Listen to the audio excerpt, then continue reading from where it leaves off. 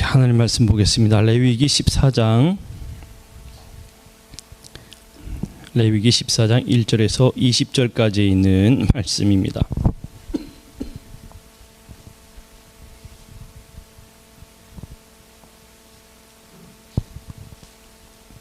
레위기 14장 1절에서 20절까지 있는 말씀입니다.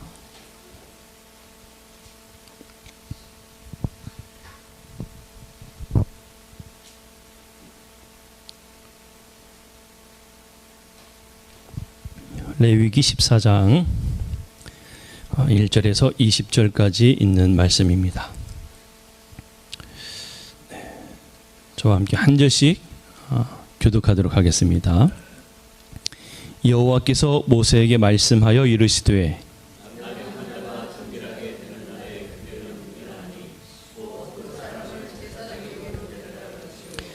제사장은 진영에서 나가 진찰할 지니 그 환자에게 있던 나병 환부가 나았으면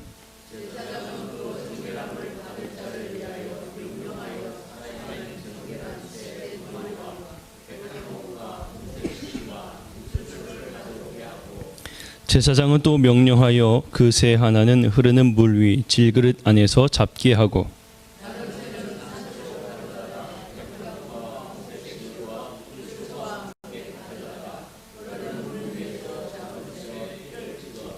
나병에서 정결함을 받을 자에게 7번 뿌려 정하다 하고 그 살아있는 새는 들에 놓을지며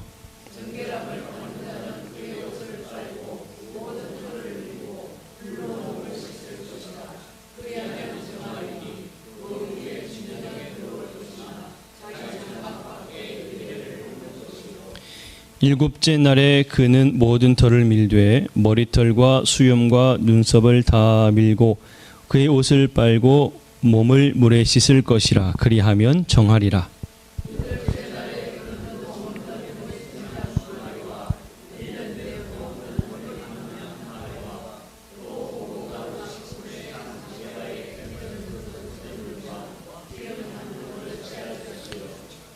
정결하게 하는 제사장은 정결함을 받을 자와 그 물건들을 회막문 여호와 앞에 두고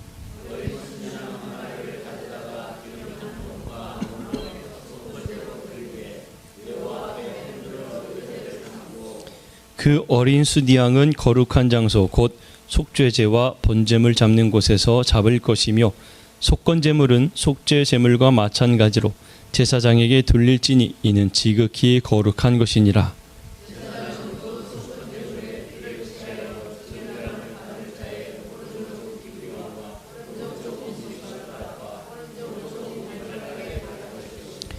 제사장은 또 그 한 록의 기름을 취하여 자기 왼쪽 손바닥에 따르고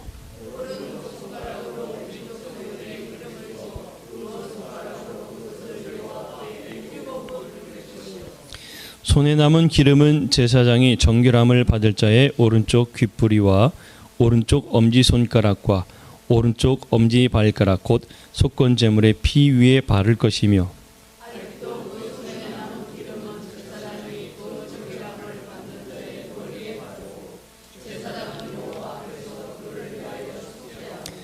또 제사장은 속죄제를 드려 그 부정함으로 말미암아 정결함을 받을 자를 위하여 속죄하고 그 후에 번제물을 잡을 것이요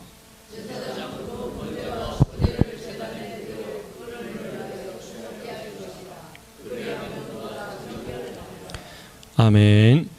네, 오늘 시간에 하느님의 큰 은혜가 넘치는 귀한 시간 되기를 간절히 축복합니다.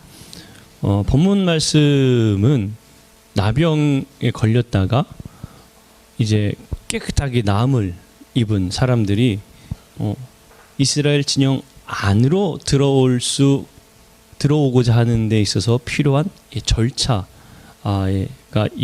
나타나고 있는 것을 볼 수가 있어요. 나병이 나은 사람이 오늘 본문에 보면 깨끗하게 나았다라고 그냥 곧바로 이 이스라엘 진영 안으로 들어올 수가 없었던 걸 우리가 볼 수가 있죠. 몸은 치유되었는데 이 몸이 치유된 것이 문제가 아니었습니다. 이스라엘에게 있어서 가장 중요한 게 무엇이었는가 하면 정결함, 그들에게 있어서 정말 제일 중요시 여겼던 게 정결함이거든요. 그런데 이 나병이라는 것은 부정함의 어떻게 보면 대명사라고 이야기할 수 있는 큰 질병입니다. 그런데 이 부정함의 문제를 해결하지 못하면 정결한 이 이스라엘 백성 안으로 들어올 수가 없었던 거예요. 그래서 나함을 입었다 할지라도 그냥 들어오는 게 아니라 제사장을 통해서 이 확인을 받고 들어오게 됩니다. 이 말씀을 가만 보면서 사실 어떤 생각이 들었는가 하면, 여러분 처음에, 지금도 이제 뭐 아직 많이 그 감염자가 있다고 하는데, 초기에 그 코로나가 발생했을 때 여러분 기억나시죠? 초기에는 코로나에 걸렸다고 하면은 상당히 뭐 격리도 그렇게 격리를 한 게 아니에요. 격리를 상당히 오랜 시간 격리했지요. 그리고 확실하게 이에 더 이상 있는지 없는지까지 뭐 확인하고 나서 그리고 나왔단 말이에요. 코로나 걸린 것도 억울해 죽겠는데 그걸 또 격리를 시키질 않나? 직접적으로 만나지도 못하는 상황까지 아주 억울한 상황이었잖아요. 초기에는 상당히 얼마나 심각했는가 하면, 만약에 코로나로 인해서 가족들이 장례가 났다 하면은 그 장례도 치를 수 없었던 시기가 있었단 말입니다. 그것도 억울한데 얼마나 더 억울했습니까? 근데 이스라엘 백성들에게 있어서도 나병이라는 것은 상당히 치욕스러운 거거든요. 나병만큼 치욕스러운 게 없습니다. 그러니까 이 나병 걸린 사람은 이스라엘 진영 안에서 살 수도 없고요. 그 밖에서 나가서 살아야 되는 거예요. 그리고 심지어 나병에 걸린 사람, 예수님 시대에는 나병 걸린 사람이 길을 걸어갈 때에 나는 부정하다, 부정하다 소리를 지르면서 걸어가야 했습니다. 그러니까 나병 걸린 사람은 가까이 오지 못하게 했단 말이죠. 이게 얼마나 억울한 인생입니까? 그런데 이제 드디어 그것에서 해방되는구나 라는 기쁨을 맞이하기에는 너무 긴, 너무 어려운 복잡한 절차가 뒤따랐다는 거예요. 왜 하나님께서 이렇게 그러한 이 절차들을 예비하신 것일까? 한번 좀 깊이 생각해 보게 됩니다. 진밖에 격리되었던 나병 환자가 이제 다 나은 것 같아요. 그러면은 나병은 진영 안으로 들어오지 못하잖아요. 그러니까 누가 그거를 판단해야 되면 제사장이 판단하는데, 제사장이 직접 그 진영 밖으로 나가서 봐야 됩니다. 진영 안으로 들어오지 못하고 진영 밖에서 제사장이 보고 확인을 해 주어야 돼요. 환자가 완전히 치유된 것이 확인이 되면 정결 의식을 이제 행하게 되는데, 정결 의식에는 정결한 새 2마리, 백향목, 홍색실, 우슬초가 사용되었습니다.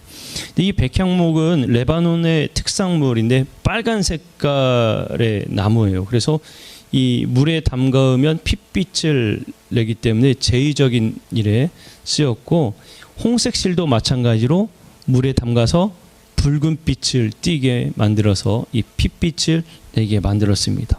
우슬초는 고대 근동에서 바카콧의 일종으로서 이제 강한 정화력을 상징하는 그 식물입니다. 그래서 우슬초에 피를 묻혀서 정결의 대상에 뿌림으로 이제 정결 예식을 치렀던 대표적인 식물이에요. 이제 이러한 것들로 준비해서 하게 되는데, 저희 2마리 중에 새 1마리를 잡아요. 근데 새 2마리를 준비했잖아요. 새 1마리를 잡고 피를 뿌려요. 피를 뿌리면 거기에 대해 정결 예식을 이루잖아요. 다른 1마리는 뭐 하면 잡은 그 새의 피를 다른 나머지 1마리에 뿌려서 그 새를 날립니다. 그 의미가 죄가 조금이라도 남아있던 것들을 그 새에 정가시켜서 그 새가 날아감으로 그 부정함이 떠나갔다라는 의미를 두고 있는 거예요. 그래서 새 2마리를 준비했던 겁니다. 그 후에요, 환자가 바로 못 들어왔어요.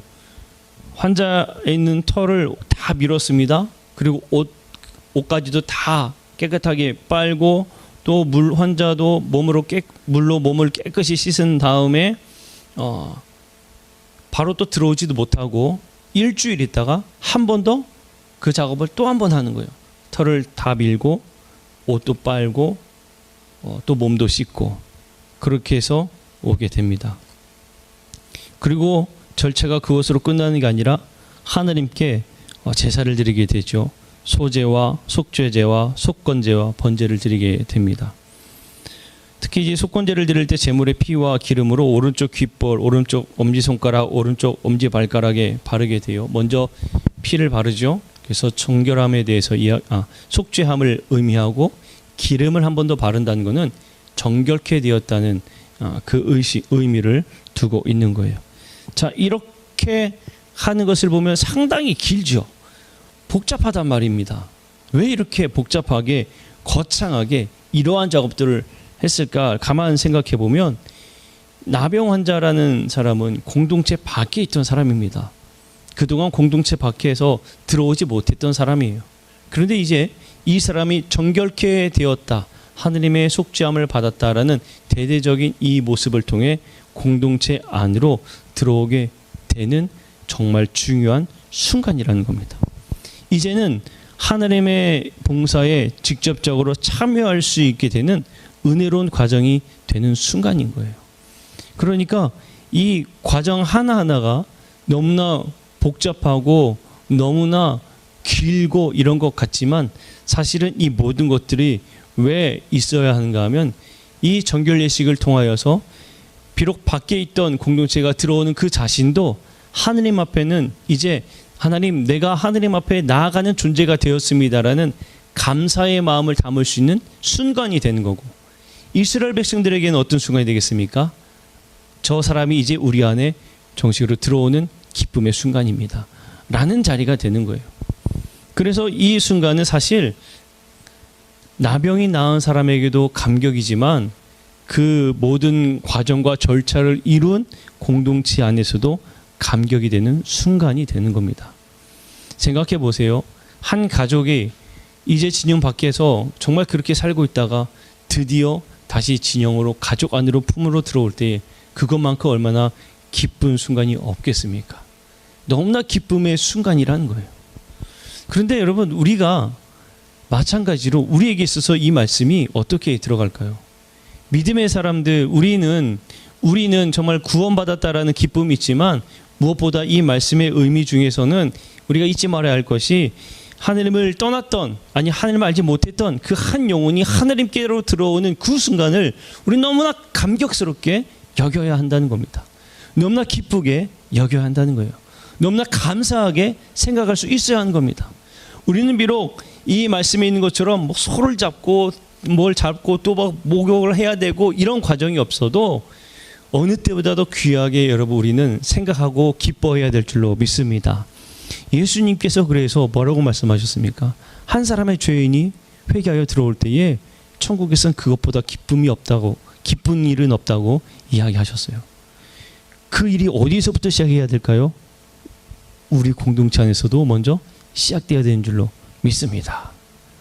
누군가 한 사람이 우리 안으로 들어오는 순간 이거는 정말 잔치가 되어야 되는 거예요.